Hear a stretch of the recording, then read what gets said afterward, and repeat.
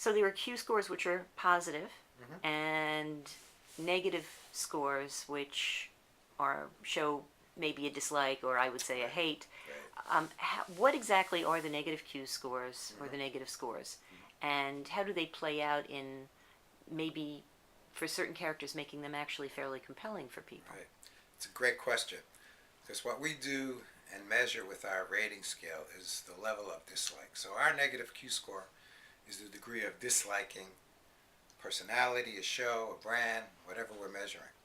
It's the other extreme to the favorite score, which is part of what we use to produce the positive Q score. So you get celebrities that have both high positive, high negative, which means they stir emotions. They're creating approach avoidance conflicts with consumers, but they're getting noticed, and for some scenarios, that's a good thing. Where you want to have a celebrity or a show creating those kinds of emotions in viewers and consumers. On the other hand, you could have a celebrity with a very low Q score and a very high negative Q score. That could be um, perceived and analyzed as a true negative, such as what happened with LeBron James when he made his decision to leave Cleveland and go on to Miami. That got so much negative publicity, and he didn't handle it right. So in that case, with growth in negative Q score, I'd say that's not a good thing. That decreased his marketability. On the other hand, you have celebrities who historically will have low positive and high negative Q scores. I love Martha Stewart, Howard Stern, Roseanne Barr, Madonna. Uh, in cases like that, that's a good thing because that's just the way they're perceived. The high negative is more of a like to criticize, like to comment on reaction, as we found out in other research we've done. A good current example of that would be the Kardashians.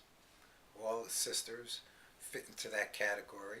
So when we get asked, well, why are their shows so successful? Why are their retail careers so successful? I said, it's because that's not a negative for them. That's the perception that works for them in the world of reality. The emergence of reality shows and the voyeuristic objectives that those shows have created a love to dislike.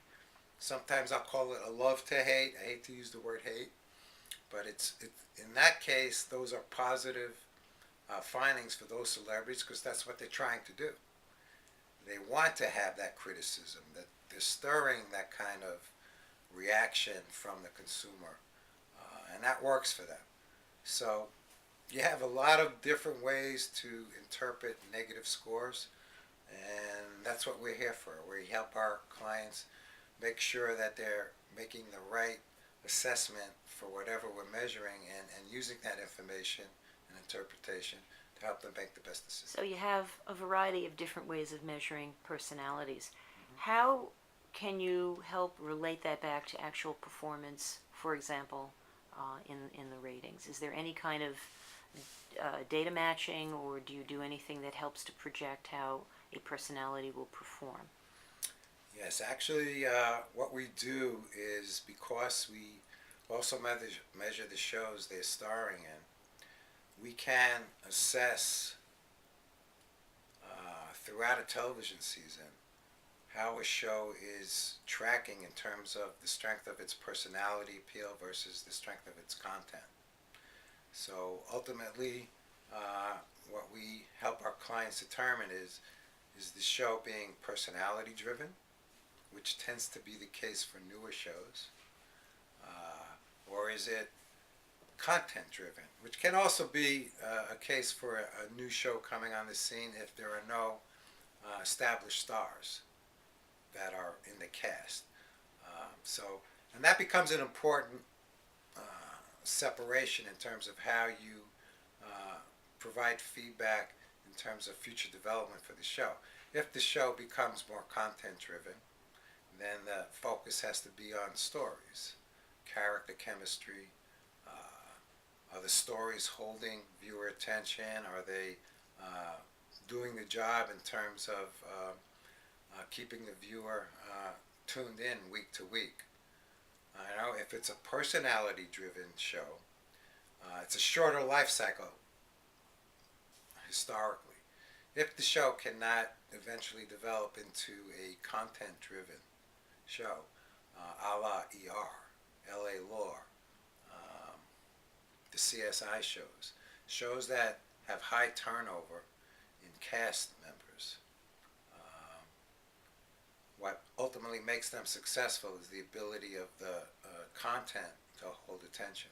So while we can monitor cast changes and how that impacts viewer interest and emotional involvement, the key over time becomes the content of the show.